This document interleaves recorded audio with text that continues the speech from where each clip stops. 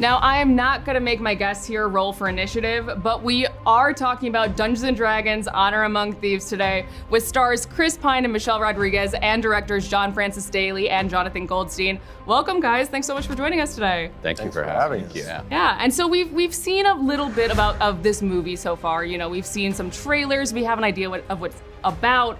But I'm kind of curious, you know, if there is some kind of like meta narrative within the game where someone's playing in real life and then we go to this fantasy setting. Is there any of that in this movie? Do you mean Jumanji? Jumanji, exactly. No, this is not Jumanji. No, we talked about it, but we made a decision that we did not want to break the fourth wall, that there's so much fun to be had just in the world of D&D that we didn't have to bring it into our world and show kids playing. We felt like it would in fact be sort of limiting the absolute scope of this world if we were to sort of put it through the lens of a game being played.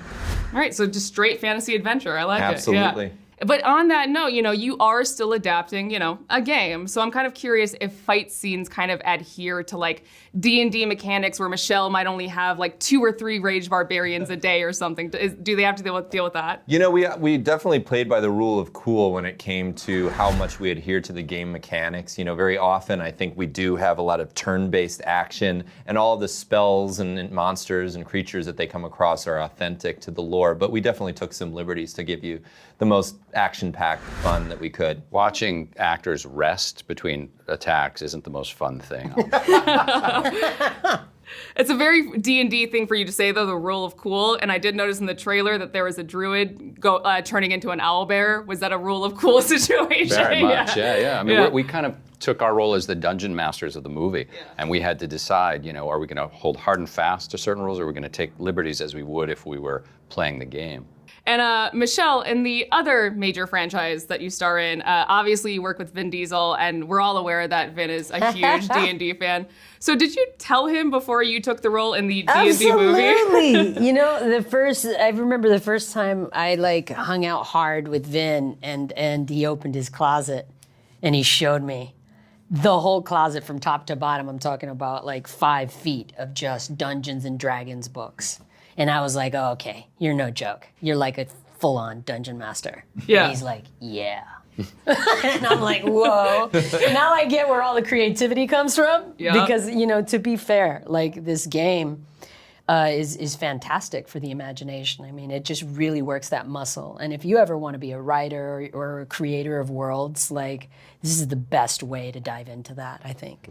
Absolutely. I think the biggest similarity between your vast franchise and Dungeons is it's all about family. Thank you for saying it, because I wanted to, and I'm glad someone did. That's so true. Michelle, I'm so excited to see you play a barbarian, and I'm putting you on the spot here, and you can totally tell me no. But I would be honored to hear your barbarian rage yell. Oh, you don't have to. I would be honored. Like, guys, I think you want to cover your ears. Ready?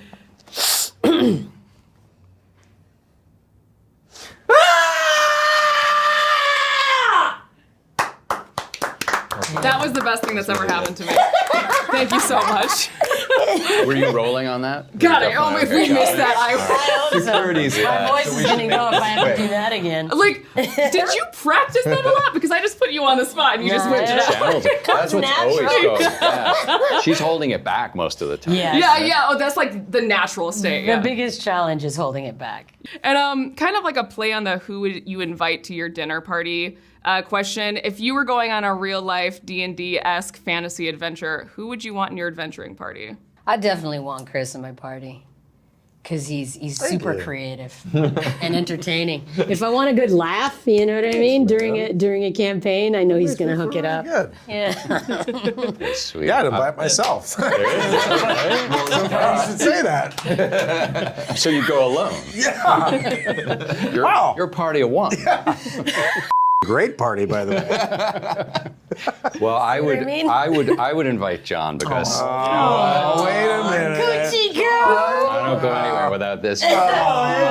Guys, by the way, I have to admit, like watching these two, you know, we were shooting during lockdown COVID in Ireland, like to see the amount of heart and effort that they put in to making this movie the best thing that they could was pretty astounding. Well, thank you, Michelle. You know, you don't get a lot of opportunities to make a movie that is this big, something that is such a legacy that you really want to do well and pay your sort of respects to the 50 years that came before it. And so we just put all of our hearts and souls into this thing and probably lost 30 years of our lives collectively. She gained 25 pounds of muscle. I We lost 24 weight, and we lost years of our lives. To be fair, a lot of us have lost a lot of years of our life to D&D Yeah. in a good way. Yeah. That's true. Well, obviously we have a ton of D&D fans who read IGN, so we're gonna roll the dice on some questions from fans real quick. And this one is for Michelle and Chris. At It's Dion LOL wants to know, who in the party would your character trust the most with their life? In the film? Yes. Oh, her, for sure. Yeah. And I would trust the owlbear. Well, you know, I mean, I love him to death, but like the life thing is a big responsibility. I'm not quite sure. Look how hurt he Are is. you saying Look that how hurt he the is. loot isn't as powerful as Well, I'm just saying, you know, he talks his way out of things, and sometimes you need an owlbear to get you out of a situation. You know, bars have their purposes, but saving lives usually isn't one of them. Yeah, you know, I mean, not unless you can charm your way there. You really hurt his feelings. He was gonna say you, but now he's. thinking of well, another I'm a good fighter, like, to be fair. What about Zank? Zank's pretty That's great. that would be Oh, yeah, I Yeah. totally forgot about him. Reggae Jean Page as Zank is like the Dude, he's most like bone heroic. bow, bow. Yeah. He is sexy and heroic, humorless, utterly humorless. Not the actor, the character. He is Yeah. pretty Yeah, funny it's at being humorless. Defined there. I have to make sure that that's clear. Yeah. Sounds like a paladin, you know? Oh, for sure. Yeah. And this one is for you guys, and it's from at Matthew X. Clark. What inspired the selection of the specific set of character classes in the party? Was it the same from the start, or at some point did we have other classes represented? You know, we played with a lot of different classes. We definitely wanted it to be rounded out in a good way, and to sort of feature everyone's strengths. But I think the thing that was kind of revelatory for us was having Chris be a bard, because that is not often your team leader, and we thought it'd be a really fun way into it. We're expecting a surge in bards to happen in the D&D world as a result of his performance. Yeah, they called me up and they're like, you know, if someone can play ineffectual, it's you. And do you know any Thanks. Quebecois music you can jam? But to be fair, you. I think we're all underdogs in some way. Oh, hell yeah. Yeah. That's why Yeah. we got into this business. I think it's good for like anybody who doesn't play D&D, because I think it's a good intro to what that world would be like if you didn't know how to play. And I have one, it's not from a fan, I just want to know, in order to prepare, did you guys ever sit down and all just play D&D together? Oh yes, we Yep. did. Yeah. We did the first day. Rather than using our precious time to rehearse, we decided to play a 3+ hour game. The Wizards of the Coast were nice enough to give us a dungeon master on Zoom, and we played, and it was hilarious and really educational, because I think they all learned about their characters more and I think we incorporated some of the things that came out of that into the movie. All right, well, if you want to see all that fantasy chaos play out on screen, Dungeons & Dragons Honor Among Thieves hits theaters on March 31st. Thanks you guys so much for joining me. This was so Thank fun. you. Thanks for having us. Yeah. Yes.